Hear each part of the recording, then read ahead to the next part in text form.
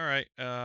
Welcome everyone. It's Jordan here, and it's been a long while since I have made a video, but I have recently started running this LMP3, um, and I had to do something that I have not had to do on iRacing or well any racing game in quite some time. Is I had to learn a new track. These had to learn Mugello. It's not always sunshines and rainbows. And this was something that was very difficult. I'm going to start out here with my lap number two. Um, First lap, I just went really slow. Lap number two, starting out here. Um, I I took about an hour to learn this track. Um, it's a little, or actually, I say a little. Uh, it's about 2 minutes to get around if you're going kind of slow. And then we rapidly start getting our lap times down. So I ran about 30 laps and took about an hour or so, like I said, to learn the track and how to drive this car around this track. So I'm learning two things here. This is only my second week driving this LMP3 machine, um, and it's only my well, it is my very first time on Mugello. I would say it's really like my second time uh, driving this track, but uh, I don't really remember it when I ran it on Forza Motorsport a long time ago. And you can just see like how out of control I am off on and off the curbs. I'm just all over the place at this track. Um, but I wanted to make this video more as a reminder for me and for other people out there who are um, on iRacing or have been. Oh, I'm going really wide there. Um, that it's okay if you're not super fast right off the jump. Um, Not that I'm ever super duper fast anywhere. Um, but my I rating's not terrible. At the time of the recording, um, my I rating's 2600, and depending on the track and car combo, I think that's. Oh, there's a spin, lap three. I'm just doing a burnout now. Depending on the track and car combination, I think I'm maybe either a little bit higher than 2600 or maybe a little bit lower um, if I'm given a certain car track combo. Um, and you can see I'm just really struggling. This is only lap three.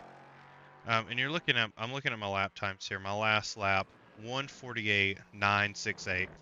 Um, if you drive this car all the time and you're good at it, you're probably laughing at a lap that slow right now. Um, but really, that's just where I started. I'm really just trying to go as fast as I can. I'm trying to remember all the corners. Um, and when I feel confident, I'm trying to go as fast as I can. And when I'm trying to learn the track, I think it's important to at least take a few laps to learn the track. Don't really drive it as hard as you can, um, or try to drive it in every corner like you really know the track. Um, as part of the learning process, I think, is just learn the corners, learn where the track goes, um, and then as you feel more comfortable with a certain corner or another, you can approach it a few different ways. I approached this last corner completely wrong, in my opinion, for the vast majority of this testing. Um, but I think it's a good thing to do once you do feel comfortable where the track goes to approach the corners a few different ways over several laps. And this car is really strange for me to learn on anyway, being from the U.S. The car, every car I've ever driven just about has been, um, the steering wheel has been on the left side. This prototype, the steering wheel is on the right side. So apart from the Australian supercar, which I've driven on maybe only a month or so when me and my friend did uh, what is that race called? It's race at Bathurst. Its name escapes me right now. It's Bathurst 1000. Um, Me and him did that race, and I drove the Australian supercar for about a month just to get comfortable with it. And it was right-hand drive car. Um, and even during the race, it was just a couple times. It was just so weird to be on the wrong side of the car.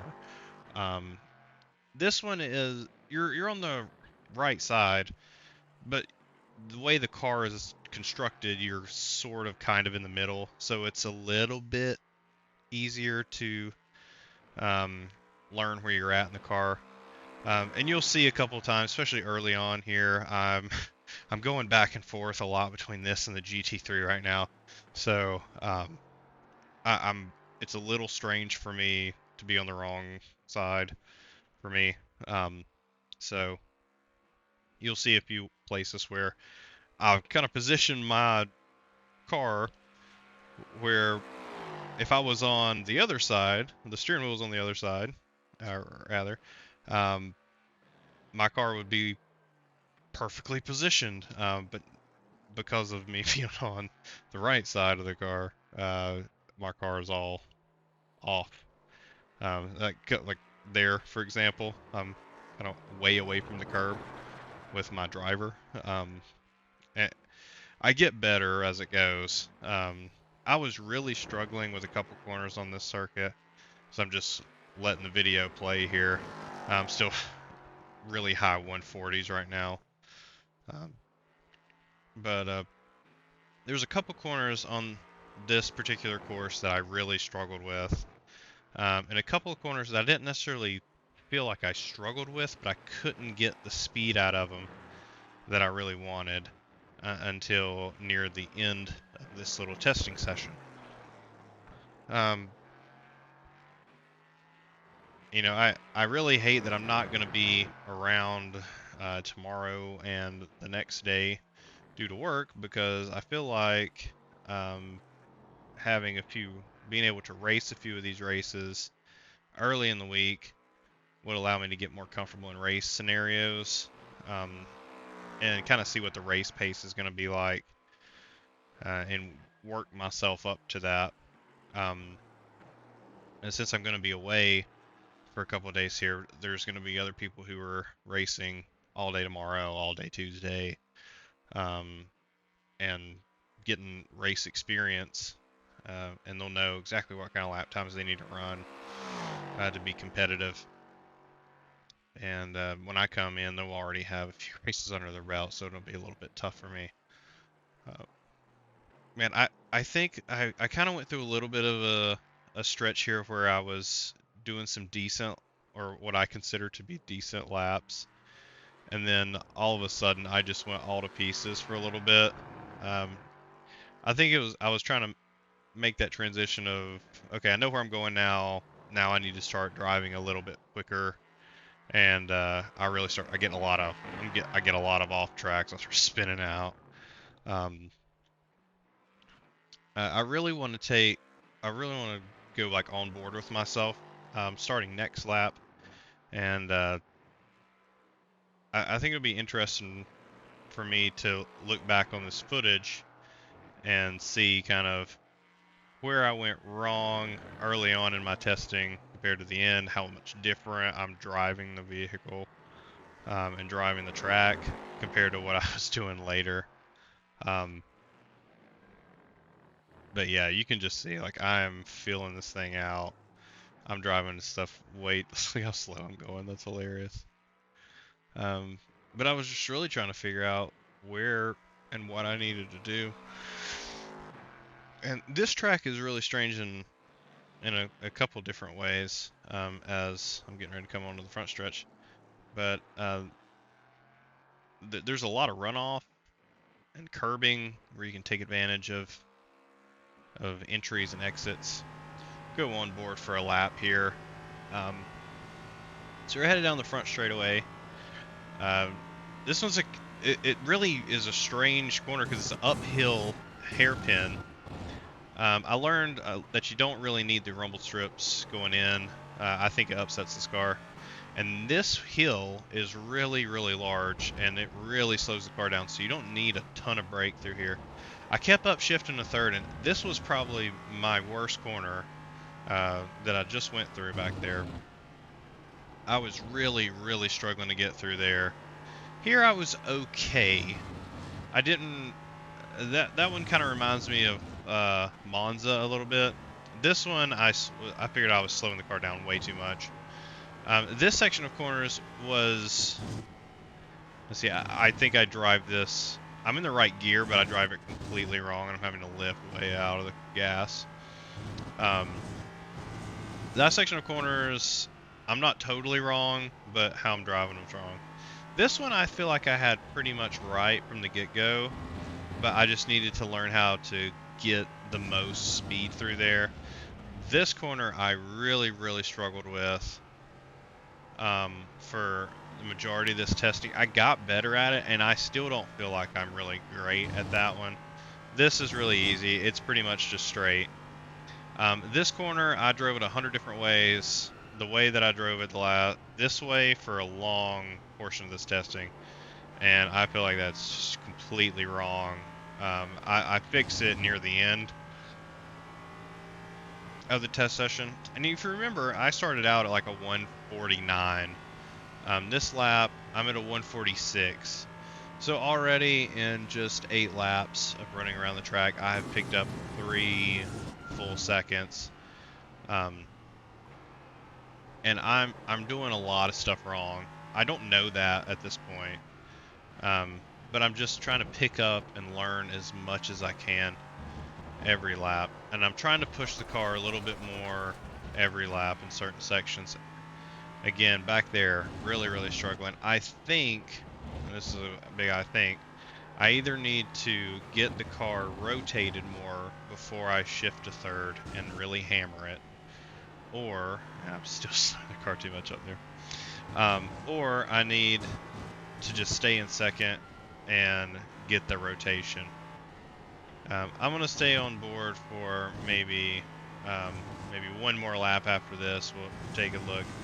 And then I'm gonna fast forward to the last like 3 laps of the session. I can't remember exactly how many laps I ran. I want to say it was like 31 or 30 good laps. The last one I just was cruising really slow. So I'm gonna fast forward to the last 3 laps I ran, because they were all 43-1, a 43-3, and a 43-1. I think the 28, I have an off-track excursion. There I go spinning around. But I just learned so much, and if you watch the onboard, I think I'm going to leave it on for one more lap. If you watch the onboard this lap and just see how much different I'm driving after just like essentially just 20 more laps, 20 more circuits around here. I just think it's a really interesting deal that you don't see a lot on YouTube. Everybody always shows like their best races or their best move pass, or whatever they did. There's a lot of highlights, and they don't really necessarily show the process of what they do to get better at a track. And so that's what I'm just trying to highlight here for myself and others is, you're going to start out slow, and that's okay. And you'll learn a little bit as you go. And even when I haven't looked at times on Garage 61 or iRacing or any of that here. I might be 2 seconds off still, but I feel like I've improved a lot over the course of this little testing session. And as long as I'm improving, I can be okay with that, especially with a car that I don't know that great and a track that I don't really know at all. So I'm going to let this finish up here. I'm doing a little bit better this lap, actually. This one's not too terribly bad. I'm a little bit slow, but not awful. I'd be interested to see what was this lap. Lap number 9. We'll have to see when I come across the line what kind of lap time I ran. Oh, man. I was struggling through there. Excuse me. Alright, so coming across for lap 9, 1:45.5. Okay, so really just there, 10 laps, I went from, if I go to through my laps, I went from a 1:48, 1:49 lap time to now I'm running 1:45.5 on lap 10. So, well, lap 9. I'm on lap 10. So it's only taken me a few laps to get to where I'm getting my lap times down. But you quickly start to find, now I'm looking, if I just look at the lap times, I'm not going to waste time to watch the rest of these laps, but I'm pretty sure I have a wreck or something on lap 10, probably shortly. And then I have a 1:45.5, a 1:44.5, so I went a full second faster. And then I'm like, okay, I know I can get to this now. Lap 13, I went to a 1:44.9, and you can really only get about 15-ish, 16-ish laps out of a fuel tank. I think you can get 16 if you're really good at saving fuel. 14, 15 is about all you can get out of this. So I was pretty low on fuel, so I went ahead and came in. But I knew like 1:44.5 was possible, and I came out of the pits and I'm on a full fuel load now, so I'm running 1:45.1, 1:45.1. And then I finally start to dip back into the 1:44s. So I'm starting to get a better understanding of the car. 1:44.8, and then I hit a 1:44.3, and I was feeling really good about myself. And then I got kind of, but you can see I'm just kind of stuck there from like lap 9 all the way, another 10 laps, um, until I can start to get into the low 1:44s. So I'm still in the 1:45 range. And then all of a sudden I get a 1:44.3, and then a 1:44.3 again. And then I go down to a 1:44.0. I remember up here when I was at a 1:45.5, I was like, man, I think I can really, if I can get down to 1:44.5, I'll be doing really good, because I felt like I was absolutely flying at a 1:45.5. Um, and by the time I get down here, I'm dipping down 1:44.0, 1:43.8, 1:43.9, and I'm really feeling like I'm maxing it out here. And then all of a sudden, something else clicks, and then I run a 1:43.5, and then a 1:43.6, and then something else clicks, and then I go to a 1:43.1, 1:43.3, 1:43.1. I really do feel like I'm getting close to maximizing my potential, um, in the car at this point. Um, at least for now. I know that there's probably another second or two or three out there. Um, but for me and my experience and the time that I have, which was just an hour, I felt like I'm really starting to maximize what I can do tonight. So let's go ahead and watch this lap 28, 29, 30, and you see how much different these are, than what I was just doing. So you can see the big jump between a 140, the 145s that I was running, 146s to 3 seconds. What that really looks like. Oh, I hit the wrong button. What a goofball. All right, so let's go. This is lap. This time I'm going to 28. Okay. See, heading into turn 1, I'm able to drive this much deeper.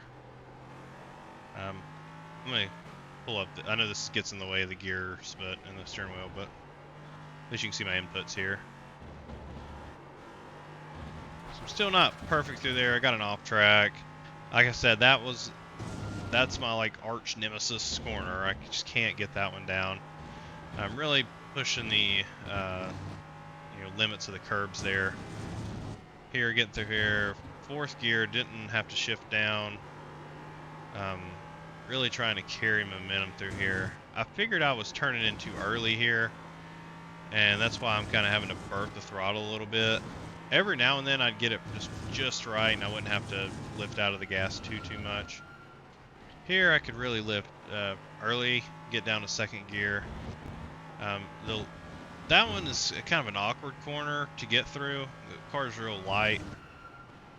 I'm getting a little bit better down here. It's still not my favorite corner. I don't feel like I'm good at it, but you can just see the speed difference is huge. Through here again, it's about the same. I just kind of know where the limits are. And then this is the big difference here. Just tight to the curb, second gear. Really using the brake to keep the car's nose, front tires planted, and then I'm able to accelerate out. So I don't need to arc it way out and then cut it back. It's okay to keep it tight to the apron there. Good for me. You can see I'm out of the brake way early. I just let the heel slow me down to second gear. I think this is a little bit better. I stay in second here, and I just bang it off the chip for a second, and it just helps the car rotate. It's a little bit slower, but it's safer. I feel like in the race, unless I had someone like right behind me, I probably would do that just to be safe. It's really hard to make myself commit to turning in because that corner just doesn't feel like you should be able to do it like that. Here I jacked that up, turned in way too early, and as a result I'm going to be a little bit understeery coming out of there. I got through there decent. The goal is to be able to get back to the gas as early as possible, and I feel like when I do that, it's really good. Just big difference in how I'm running these laps now, and just how much more comfortable I am. I mean, I think at lap 14 I had 28x. At the end of this run, I think I was at like 33 or something. So I held, the same amount of time, about 15 laps, and I only had like 5x as opposed to 28 first section. So this is actually my fastest lap here that I'm getting ready to run. So 1:43.1. So real deep into turn one. I feel like I could have done a better job there. That I left a tenth or two on the table there. I do get through here pretty good though. So down to second, and then I upshift to third. I upshifted a little bit later than I normally do, but I did upshift, so I think that helped a lap time.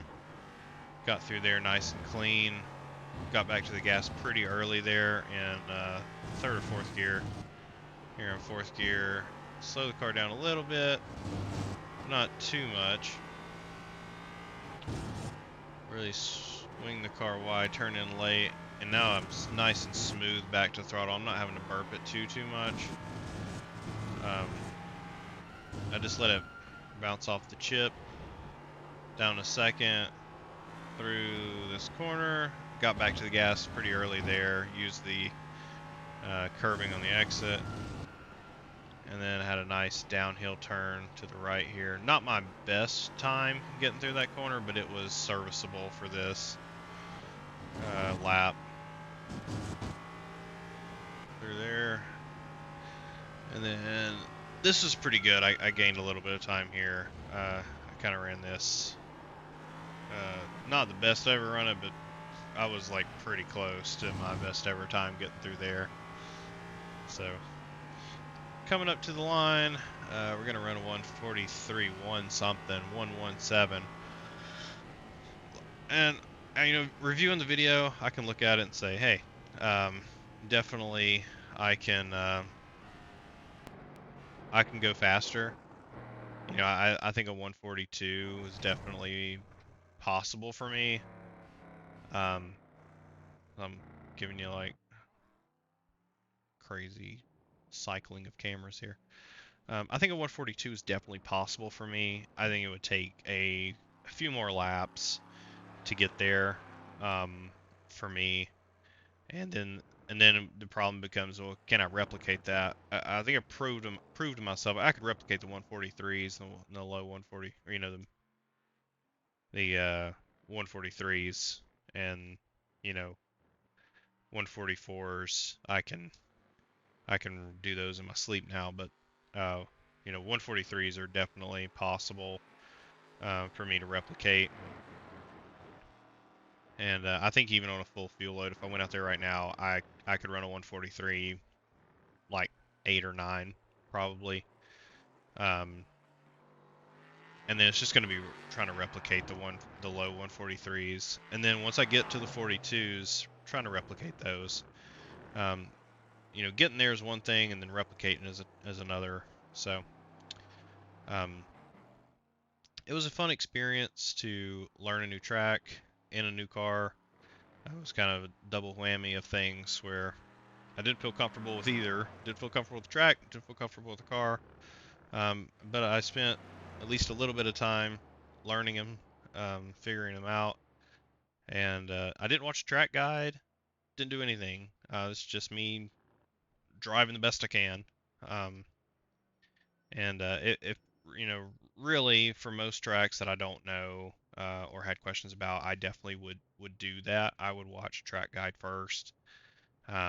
It's a great thing to do to just give you a starting point. Um, Show you breaking points and where the track goes and stuff like that. Um, you know, and it would speed this process up. But I wanted to take on the challenge of just kind of doing this, you know, myself.